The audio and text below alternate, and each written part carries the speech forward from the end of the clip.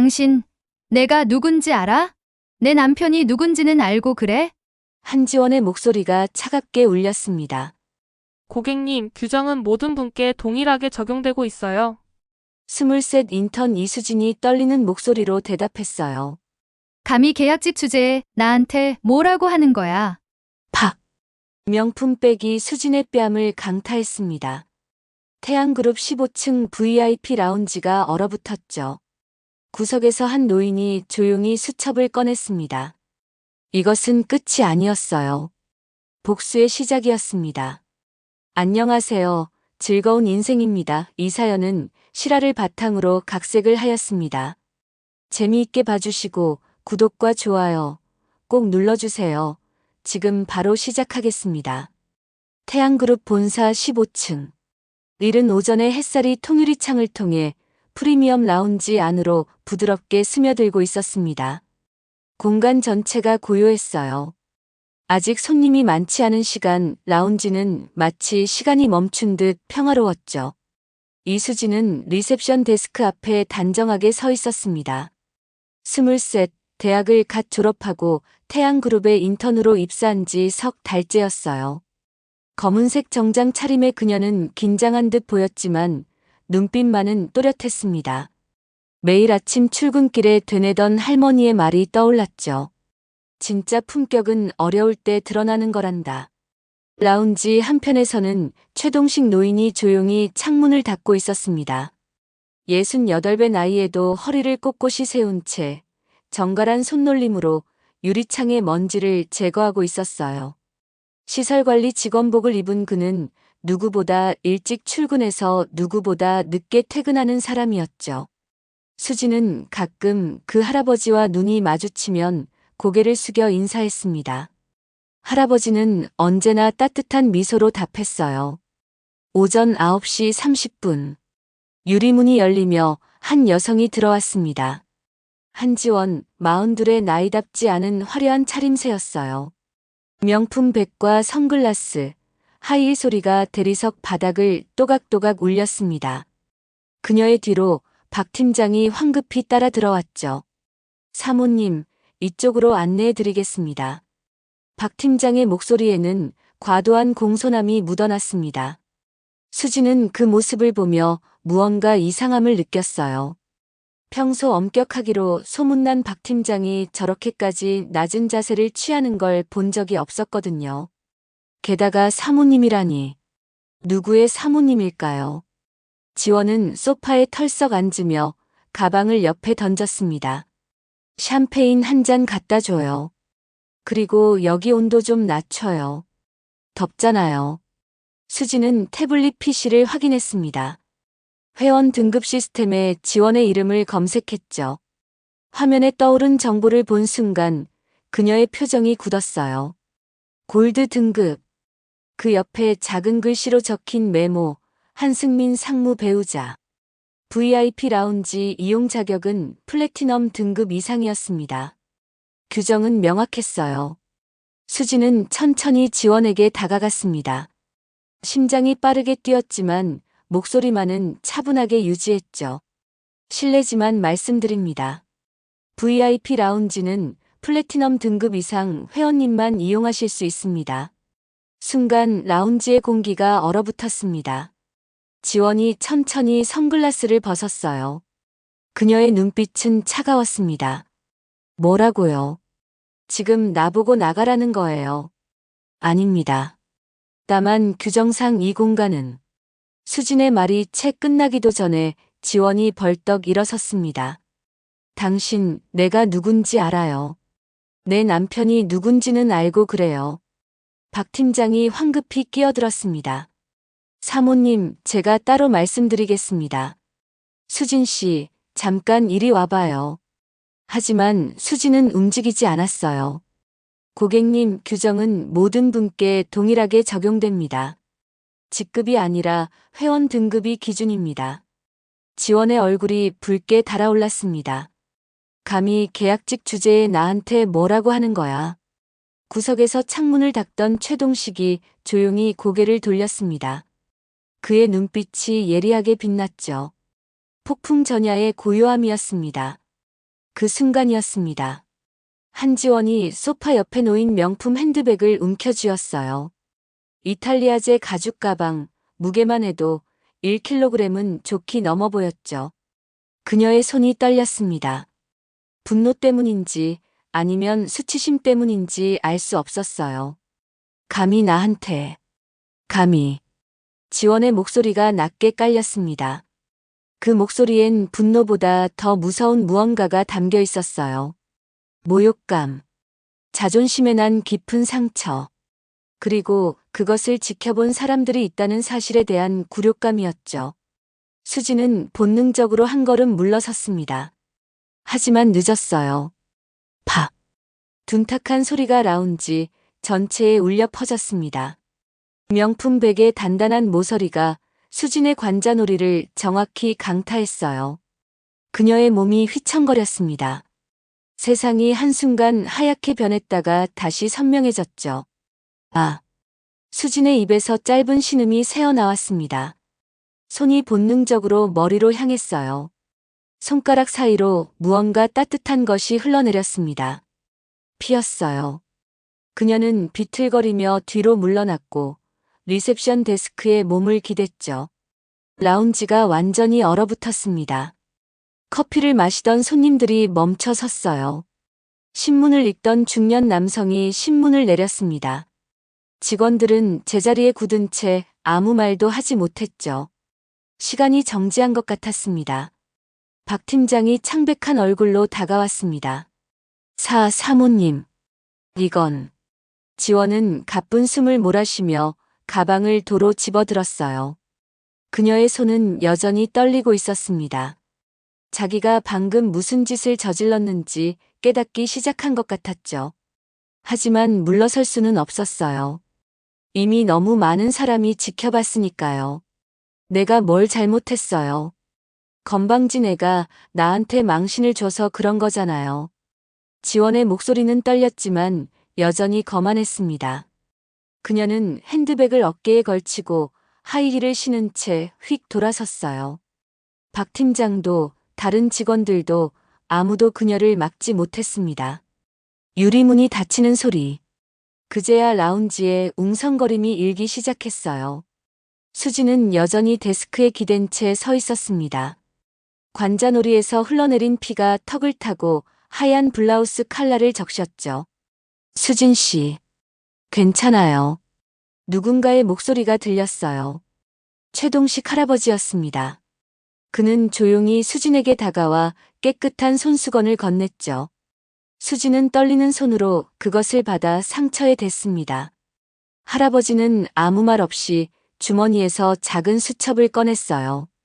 볼펜을 들고 차분하게 무언가를 적기 시작했습니다. 날짜, 시간, 장소, 가해자, 피해자, 목격자 명단. 그의 손놀림은 정확했고 눈빛은 흔들림이 없었어요. 구석에 설치된 CCTV 카메라가 조용히 돌아가고 있었습니다. 모든 것을 기록하고 있었죠. 최동식은 그 위치까지 수첩에 메모했습니다. 이것은 끝이 아니었어요. 아니, 오히려 시작이었습니다. 복수라는 이름의 조용하고 냉정한 시작 말이에요. 사건이 발생한 지 30분 후 수지는 12층 의무실에 앉아 있었습니다. 간호사가 상처를 소독하며 혀를 찼어요. 꽤 깊게 찢어졌네요. 병원에 가서 정밀 검사를 받아보는 게 좋겠어요. 수지는 고개를 끄덕였습니다. 관자놀이 부위에 붙은 거즈가 따끔거렸죠. 거울을 보니 눈 주변이 벌써 멍이 들기 시작했어요. 그녀는 핸드폰을 꺼내 사진을 찍었습니다. 증거로 남겨야 했으니까요. 똑똑. 문이 열리며 박 팀장이 들어왔습니다. 그의 얼굴에는 난처함이 가득했어요. 뒤이어 보안실장 김용태가 따라 들어왔죠. 50대 중반의 김 실장은 태양그룹에서 20년을 근무한 베테랑이었습니다. 수진 씨. 박 팀장이 조심스럽게 입을 열었어요. 오늘 일 정말 안 됐어요. 하지만요. 수진의 목소리는 평온했습니다. 하지만 그 평온함 아래엔 단단한 무언가가 깔려 있었죠. 김 실장이 의자를 끌어당겨 앉았습니다. 수진 씨, 내가 솔직하게 말할게요. 저분은 한승민 상무님 부인이에요. 그냥 조용히 넘어가는 게 어때요? 회사도 당신도 편하잖아요. 조용히 넘어가라고요. 제가 폭행을 당했는데요. 수진의 목소리가 높아졌습니다. 박 팀장이 황급히 손을 내저었어요. 그러니까 우리가 병원비 다 대줄게요. 그리고 이번 인턴 평가도 좋게 써줄게. 정규직 전환도 고려해 볼 수 있고. 응, 그렇게 하자. 박 팀장의 제안은 달콤했습니다. 인턴에서 정규직으로.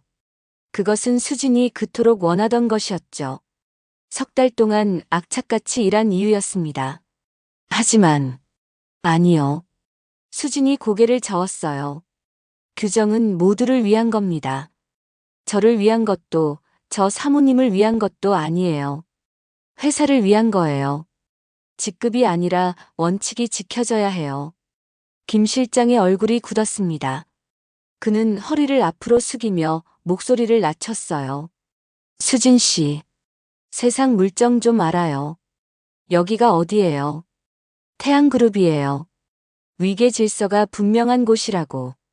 당신이 아무리 옳은 말을 해도 결국 상부에서 묵인하면 끝이야. 아니, 오히려 당신만 손해예요. 그 말에 박 팀장이 거들었습니다. 인턴 계약 기간이 얼마 안 남았잖아요. 여기서 찍히면 다른 대기업도 힘들어져요. 업계가 좁은 거 알죠? 협박이었습니다. 노골적인 협박. 수진의 손이 떨렸어요. 분노 때문인지 두려움 때문인지 알 수 없었습니다. 그녀는 눈을 감았죠. 할머니의 얼굴이 떠올랐어요. 병상에 누워 그녀의 손을 꼭 쥐던 주름진 손. 수진아, 진짜 품격은 어려울 때 드러나는 거란다. 쉬운 길이 아니라 옳은 길을 가는 거지. 수진이 눈을 떴습니다. 그녀의 눈빛은 더욱 단단해져 있었어요. 신고하겠습니다. 경찰에도 본사 감사팀에도요. 김 실장의 얼굴이 일그러졌습니다. 당신 정말 후회할 거예요. 그들이 의무실을 나갔어요. 문이 쾅 닫히는 소리가 유난히 크게 들렸습니다. 같은 시각, 지하 2층 보안실. 최동식은 모니터 앞에 앉아 있었습니다.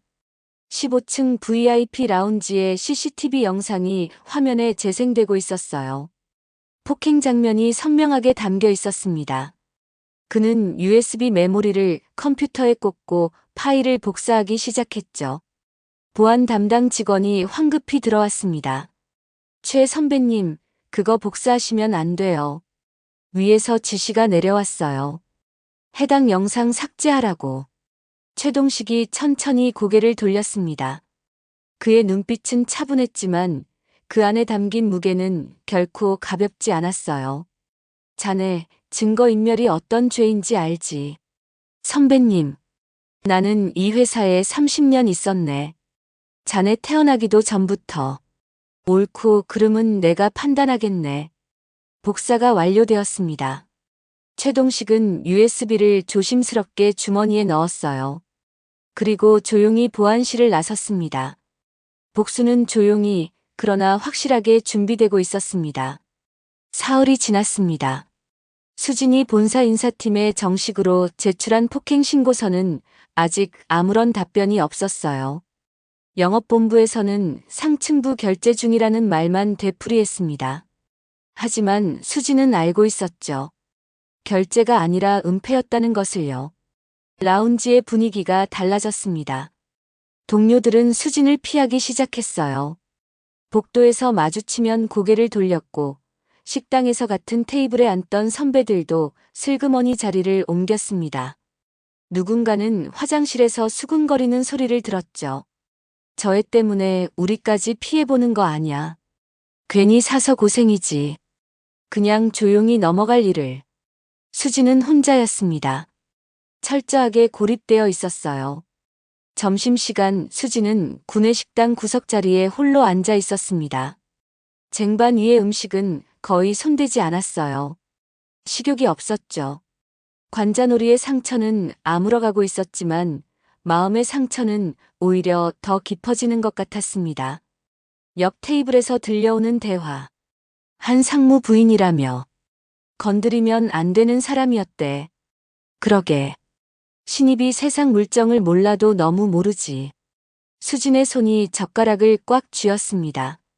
떨림을 억누르려 애썼지만 쉽지 않았어요. 그날 저녁 수진은 원룸에 돌아와 책상 앞에 앉았습니다. 서랍에서 백지 한 장을 꺼냈어요. 볼펜을 들었습니다. 사직서. 그 두 글자가 머릿속에 맴돌았죠. 이렇게 도망치면 편할까요? 그냥 이 회사를 떠나버리면 모든 게 끝날까요? 수진의 손이 종이 위에서 멈췄습니다. 글자를 쓸 수가 없었어요. 펜 끝에서 잉크가 번졌지만 단어는 완성되지 않았습니다. 창밖을 보니 어둠이 내려앉고 있었어요. 도시의 불빛들이 하나둘 켜지기 시작했습니다. 수진은 책상 서랍 깊숙한 곳에서 낡은 사진 한 장을 꺼냈어요. 할머니와 함께 찍은 대학 졸업 사진이었습니다. 할머니는 병상에서도 웃고 계셨어요. 수진의 학사모를 쓰다듬으며 말씀하셨죠. 우리 수진이가 드디어 어른이 됐구나. 이제 세상에 나가서 옳은 일을 하렴. 쉬운 길 말고 옳은 길을 가는 거야. 그게 진짜 품격이란다. 수진의 눈가에 눈물이 맺혔습니다. 할머니는 평생 남의 집 가정부로 일하시며 수진을 키우셨어요. 허리가 굽고 손이 거칠어지도록 일하셨지만 단 한 번도 비굴하게 살지 않으셨습니다. 부당한 대우를 받으면 당당히 목소리를 내셨고 약한 사람이 억울한 일을 당하면 나서서 도우셨죠. 수진아, 도망치는 건 쉬워. 하지만 그러면 평생 후회한단다. 내가 옳다고 믿는 일이라면 끝까지 가봐. 할머니의 목소리가 귓가에 생생했습니다. 수진은 백지를 구겨 쓰레기통에 던졌어요. 사직서는 쓰지 않기로 했습니다. 도망치지 않기로 결심했죠. 설령 이 싸움에서 진다 해도 최소한 후회는 하지 않을 것 같았어요. 핸드폰이 울렸습니다. 모르는 번호였어요. 수진은 조심스럽게 전화를 받았습니다. 수진 씨. 낮고 차분한 목소리. 최동식 할아버지였어요. 혼자 싸우지 마세요. 세상엔 당신 편이 생각보다 많습니다. 조금만 더 견뎌보세요. 할아버지. 수진의 목소리가 떨렸습니다. 정의는 늦을 수 있어도 오지 않는 법은 없어요. 내가 지켜보고 있으니까 걱정 마세요. 전화가 끊겼습니다. 수진은 핸드폰을 꼭 쥐었어요. 가슴속 어딘가에서 작은 불씨가 다시 타오르는 것 같았습니다. 그녀는 다시 책상 앞에 앉아 노트북을 켰죠.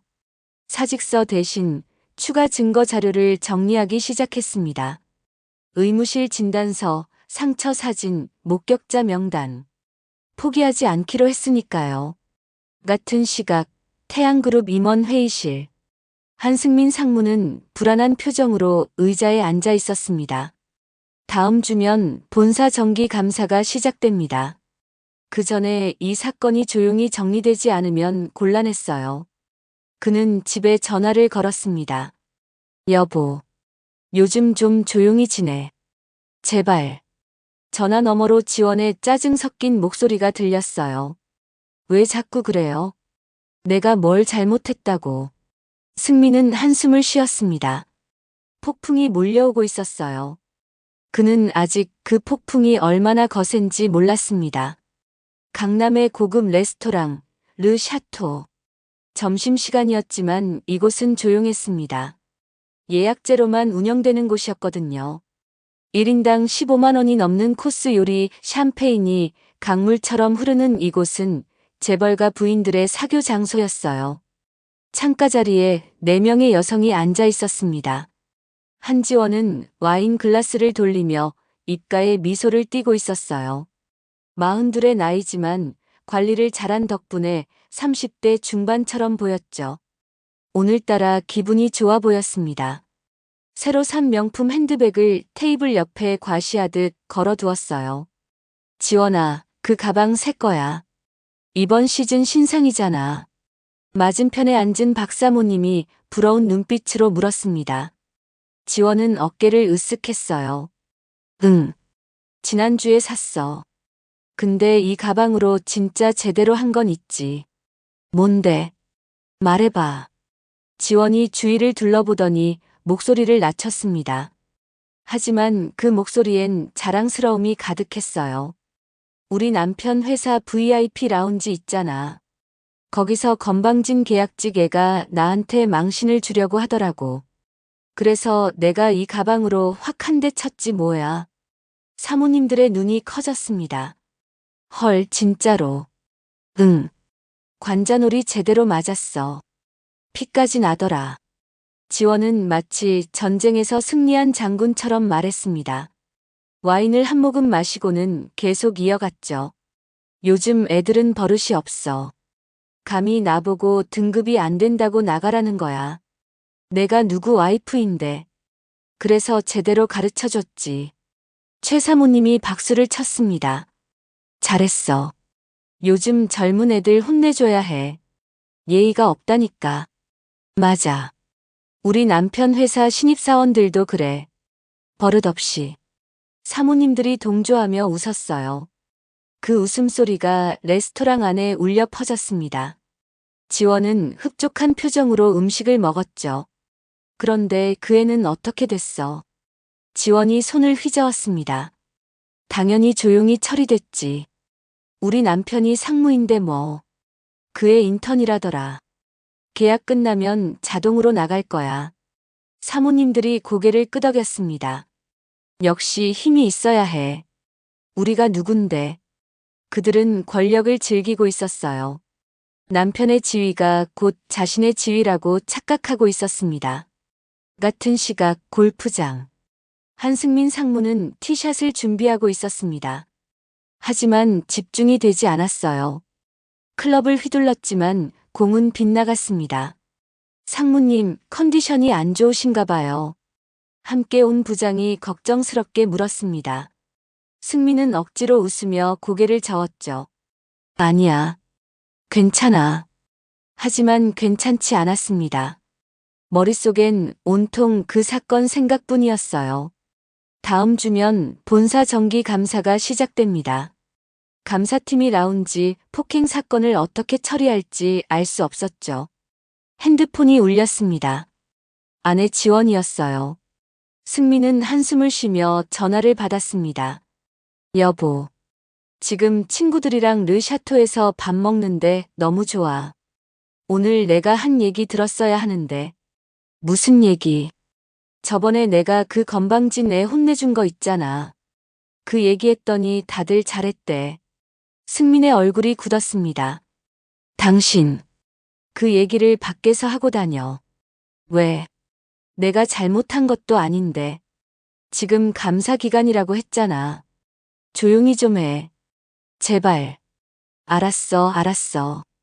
왜 자꾸 그래? 신경질 내지 말고. 전화가 끊어졌습니다. 승민은 핸드폰을 꽉 쥐었어요. 불길한 예감이 들었습니다. 아내는 자신이 지금 얼마나 위험한 줄타기를 하고 있는지 전혀 모르고 있었죠. 옆에서 부장이 조심스럽게 물었습니다. 상무님, 혹시 무슨 일 있으세요? 아니야. 별일 아니야. 하지만 별일이 아니지 않았습니다. 그날 저녁 태양그룹 회장 집무실. 비서가 조용히 서류 한 뭉치를 회장 책상 위에 올려놓았습니다. 본사 감사팀이 사전 조사한 내역이었어요. 그 중에는 15층 VIP 라운지 폭행 사건 보고서도 포함되어 있었습니다. 회장은 70대 중반의 노인이었지만 눈빛만은 여전히 날카로웠어요. 그는 천천히 서류를 넘기며 읽어내려갔습니다. 이게 뭔가? 비서가 대답했습니다. 15층에서 발생한 폭행 사건입니다. 한승민 상무부인이 인턴 사원을 폭행했다고 합니다. 처리는 영업본부에서 조용히 무마하려 했습니다만 피해자가 신고를 고수하고 있습니다. 회장의 눈썹이 올라갔습니다. 피해자 이름은 이수진입니다. 회장은 그 이름을 듣는 순간 손을 멈췄어요. 이수진. 어디선가 들어본 것 같은 이름이었습니다. 폭풍이 몰려오고 있었습니다. 아직 아무도 모르는 조용하지만 거센 폭풍이요. 다음 날 아침 8시. 태양그룹 본사 최상층, 회장 집무실 앞. 최동식은 시설관리 직원복 대신 깔끔한 양복을 입고 서 있었습니다. 68배 나이지만 허리는 고닫고 눈빛은 흔들림이 없었어요. 손에는 작은 서류 봉투가 들려 있었죠. 비서가 당황한 얼굴로 다가왔습니다. 어르신, 여기는 함부로 올라오실 수 없는 곳입니다. 어떻게 보안을 통과하신 거예요? 최동식은 주머니에서 낡은 카드 한 장을 꺼냈어요. 특별 출입증이었습니다. 30년 전에 발급받은 것이지만 여전히 유효했죠. 회장님께 직접 전할 게 있습니다. 비서의 얼굴이 굳었습니다. 하지만 출입증을 확인한 그녀는 더 이상 막을 수 없었어요. 그녀는 내선 전화를 들었습니다. 회장님, 최동식 씨라는 분이 면담을 요청하십니다. 잠시 침묵이 흘렀습니다. 그리고 회장의 목소리가 들려왔어요. 들어오시라고 해. 중후한 마호가니 문이 열렸습니다. 회장 이재훈은 책상 앞에 앉아 있었어요. 75세의 나이에도 카리스마는 여전했습니다. 그는 안경을 벗으며 최동식을 바라봤죠. 삼촌. 회장이 먼저 입을 열었습니다. 최동식은 고개를 끄덕이며 천천히 다가갔어요. 오래간만입니다, 재훈이. 두 사람 사이에는 긴 역사가 있었습니다. 최동식은 태양그룹 창업주 이경호 회장의 처남이었어요. 그러니까 현 회장 이재훈의 외삼촌이었죠. 45년 전 태양그룹이 작은 무역회사에 불과했을 때부터 함께 일했습니다. 창업 멤버 중 한 명이었어요. 하지만 30년 전 회사가 재벌 그룹으로 성장했을 때 최동식은 모든 직책에서 물러났습니다. 권력의 정점에 있을 때 스스로 내려온 거예요. 그때 그가 남긴 말이 있었죠. 나는 현장을 잊지 않겠네. 밑바닥부터 다시 시작하겠네. 그리고 정말로 시설관리 직원으로 재입사했습니다. 아무도 그의 정체를 몰랐어요. 회장과 몇몇 임원만 알 뿐이었죠. 삼촌이 직접 찾아오시다니. 무슨 일입니까? 회장의 목소리는 존경과 긴장이 섞여 있었습니다. 최동식은 서류 봉투를 책상 위에 놓았어요. USB 메모리 하나와 작은 수첩, 그리고 몇 장의 사진이 들어 있었습니다. 보셔야 할 것이 있습니다. 회장은 USB를 컴퓨터에 꽂았어요. 화면에 영상이 재생되기 시작했습니다. 15층 VIP 라운지. 한지원이 명품 백으로 수진의 머리를 내리치는 장면. 선명했습니다. 각도도 완벽했어요. 회장의 표정이 굳었습니다. 최동식은 수첩을 펼쳤어요. 날짜, 시간, 장소, 가해자, 피해자, 목격자 명단. 모든 것이 정확하게 기록되어 있었습니다. 사진도 있었어요. 수진의 상처 부위를 찍은 것, 의무실 진단서, 그리고 박 팀장과 김 실장이 수진을 회유하는 장면의 스티커까지. 이게 다 뭡니까? 회장이 낮게 물었습니다. 우리 회사에서 일어난 일입니다. 한승민 상무부인이 인턴 사원을 폭행했습니다. 그리고 조직이 이를 은폐하려 했습니다. 회장의 손이 떨렸어요. 분노 때문이었습니다. 피해자는 누굽니까? 이수진입니다. 회장이 고개를 들었습니다. 어제 서류에서 본 그 이름이었죠. 그 직원이 삼촌과 무슨 관계라도. 최동식이 천천히 고개를 끄덕였어요. 그의 눈가에 미세한 떨림이 있었습니다. 제 외손녀입니다. 회장의 눈이 커졌습니다. 잠시 침묵이 흘렀어요. 그는 다시 화면을 봤습니다. 수진이 쓰러지는 장면이 반복 재생되고 있었죠. 삼촌. 이걸 왜 이제야? 나는 30년 동안 현장에 있었네. 이 회사가 어떻게 돌아가는지 지켜봤지. 좋은 것도 나쁜 것도 다 봤어. 그런데 이번엔 참을 수가 없더군. 최동식의 목소리에 힘이 실렸습니다. 자네 아버님께서 이 회사를 세울 때 뭐라고 하셨나? 사람을 귀하게 여기는 회사를 만들자고 하셨지. 직급이 아니라 사람 자체를 존중하는 곳. 그게 태양그룹의 창립 정신이었네. 회장은 아무 말도 하지 못했습니다. 하지만 지금 이 회사는 어떤가? 권력을 가진 자가 약자를 짓밟고 조직은 그걸 덮는다. 내 손녀가 맞았기 때문에 화가 난 게 아니야. 이 회사가 썩어가고 있기 때문에 화가 나는 거지. 최동식은 서류 봉투에서 마지막 종이 한 장을 꺼냈어요. 수진이 작성한 신고서였습니다. 이 아이는 도망치지 않았네. 회유도 협박도 이겨냈어. 23밖에 안 된 인턴이 말이야. 그게 진짜 품격이지. 그런 직원을 회사가 지켜주지 못한다면 이 회사는 존재할 가치가 없네. 회장은 천천히 일어났습니다. 창밖을 바라봤어요. 서울 시내가 한눈에 내려다 보였습니다. 조치하겠습니다. 그의 목소리는 단호했습니다. 삼촌 말씀이 맞습니다. 이건 제 외조카 손녀 문제가 아닙니다. 태양그룹의 정신 문제입니다. 최동식은 고개를 끄덕였어요. 그는 조용히 집무실을 나섰습니다. 폭풍이 시작되려 하고 있었습니다. 다음 날 오전 10시. 한승민 상무의 사무실에 내선 전화가 울렸습니다. 비서가 긴장한 목소리로 말했어요. 상무님, 회장님 비서실에서 긴급 호출입니다. 지금 즉시 올라오시래요. 승민의 얼굴이 창백해졌습니다. 회장 비서실. 그곳에서 직접 호출하는 경우는 두 가지뿐이었어요. 승진 아니면 징계. 그리고 지금 상황에서 승진일 리 없었죠. 그는 떨리는 손으로 넥타이를 고쳐 메고 사무실을 나섰습니다. 엘리베이터 안에서 그의 심장은 미친 듯이 뛰고 있었어요. 최상층으로 올라가는 동안 그는 온갖 변명을 머릿속으로 정리했습니다. 하지만 소용없다는 걸 알고 있었어요. 회장 비서실. 중년의 비서가 무표정한 얼굴로 그를 맞았습니다. 안으로 들어가세요. 문이 열렸습니다. 회장 이재우는 책상 앞에 서 있었어요. 그의 뒤로 대형 모니터가 있었고 화면에는 정지된 영상 한 장면이 떠 있었습니다. 15층 라운지. 지원이 수진을 때리는 바로 그 순간이었죠. 승민의 다리에 힘이 풀렸습니다. 앉게. 회장의 목소리는 차갑고 낮았습니다. 승민은 비틀거리며 의자에 앉았어요. 식은땀이 등을 타고 흘러내렸죠. 이게 뭔가. 회장이 리모컨을 눌렀습니다.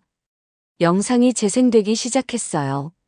폭행 장면, 수진이 쓰러지는 모습, 피가 흐르는 장면. 모든 것이 적나라하게 담겨 있었습니다. 승민은 입을 열었지만 말이 나오지 않았어요. 자네 부인이 우리 회사 직원을 폭행했네. 회장님. 그게. 회장이 손을 들어 말을 막았습니다. 그는 파일 하나를 책상 위로 밀어냈어요. 더 가관인 건 이거야. 자네 부서에서 이 사건을 은폐하려 했어.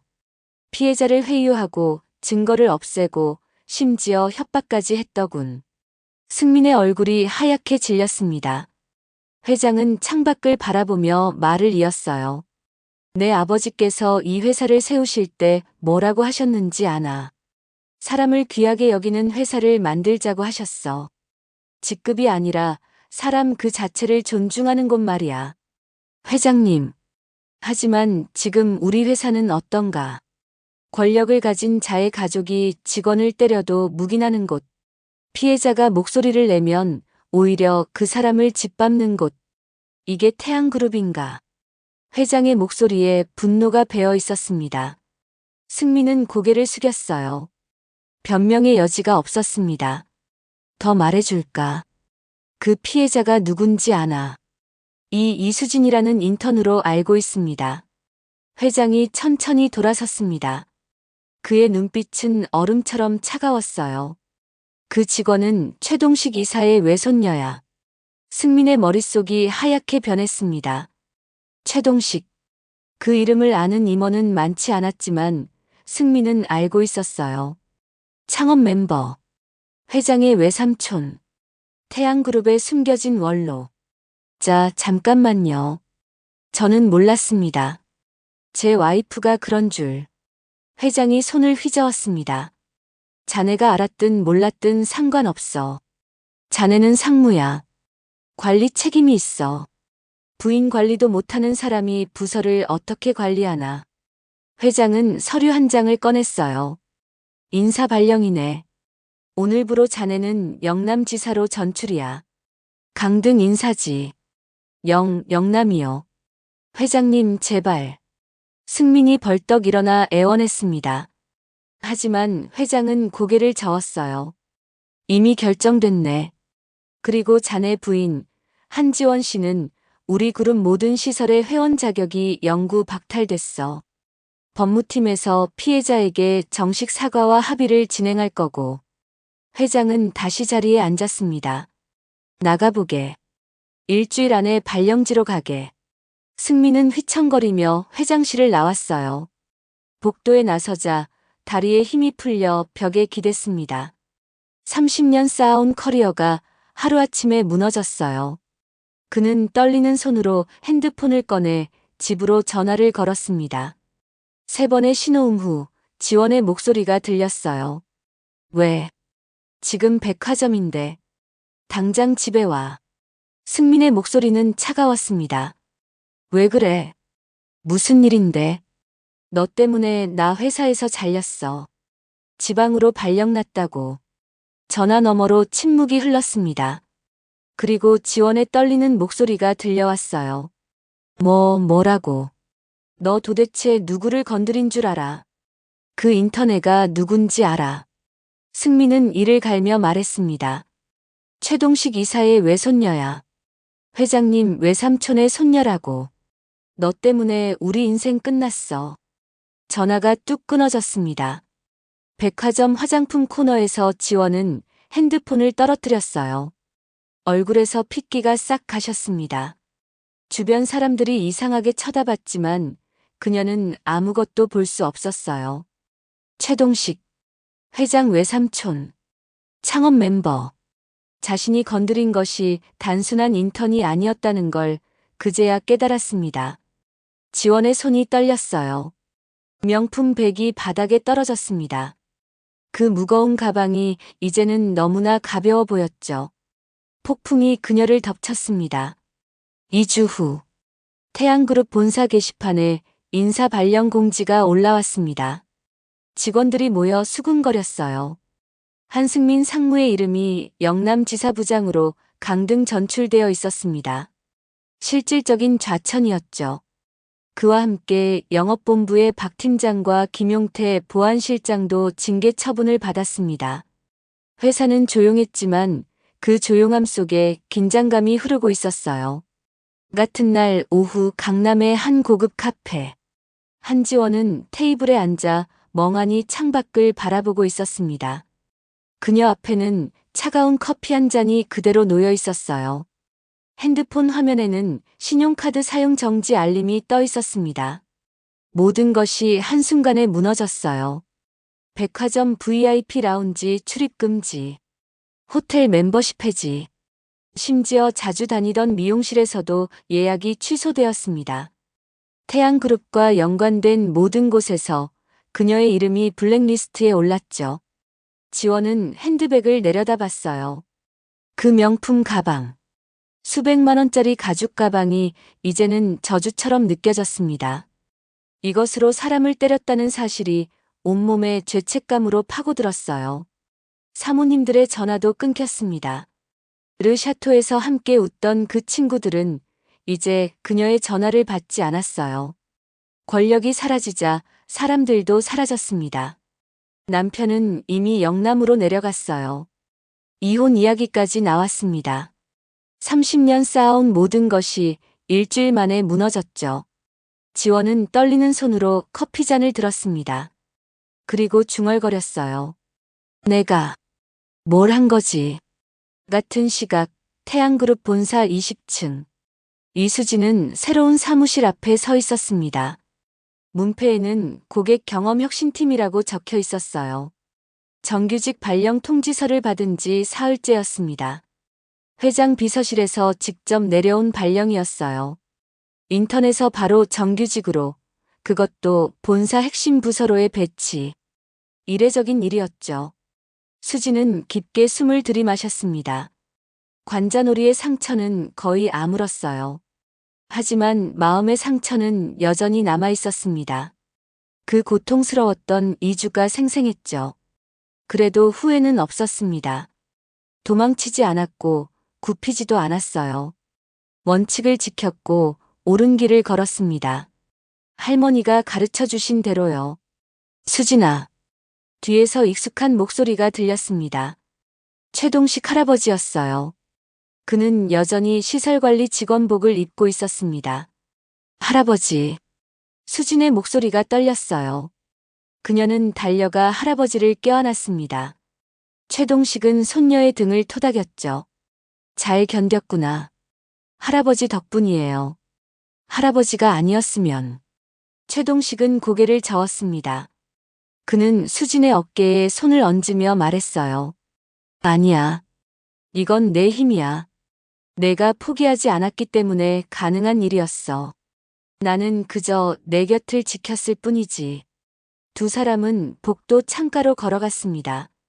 서울 시내가 한눈에 내려다 보였어요. 수많은 건물들, 수많은 사람들이 각자의 삶을 살아가고 있었습니다. 최동식이 조용히 말했습니다. 수진아, 할아버지가 왜 30년 동안 여기 있었는지 아니? 수진은 고개를 저었어요. 나는 높은 자리에 있을 때 많은 걸 봤단다. 권력이 사람을 어떻게 변하게 하는지. 그래서 내려왔어. 진짜 품격이 뭔지 잊지 않으려고. 할아버지. 진짜 품격은 말이야. 높은 곳에서 내려다보는 게 아니야. 남을 밟고 올라서는 것도 아니고. 낮은 곳에서 함께 서 있는 거란다.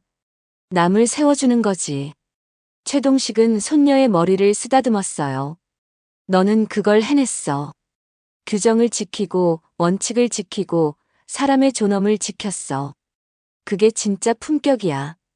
수진의 눈가에 눈물이 맺혔습니다. 할머니도 자랑스러워 하실 거예요. 그럼 하늘에서 보고 계실 거야. 두 사람은 한참 동안 창밖을 바라봤어요. 햇살이 따스했습니다. 저 멀리 영남지사로 향하는 기차 안. 한승민은 창밖을 멍하니 바라보고 있었습니다. 모든 것을 잃었어요. 하지만 어쩌면 이것이 다시 시작할 기회일지도 몰랐습니다.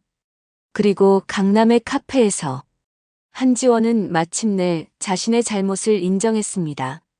변호사를 통해 수진에게 정식 사과문을 보냈어요. 뒤늦었지만 그것이 그녀가 할 수 있는 최선이었습니다. 세상은 돌아갔습니다. 무너진 권력도 있었고 지켜진 품격도 있었어요. 그리고 그 모든 것의 중심에는 한 가지 진리가 있었습니다. 진짜 품격은 남을 짓밟는 게 아니라 남을 세워주는 것이라는 사실 말입니다.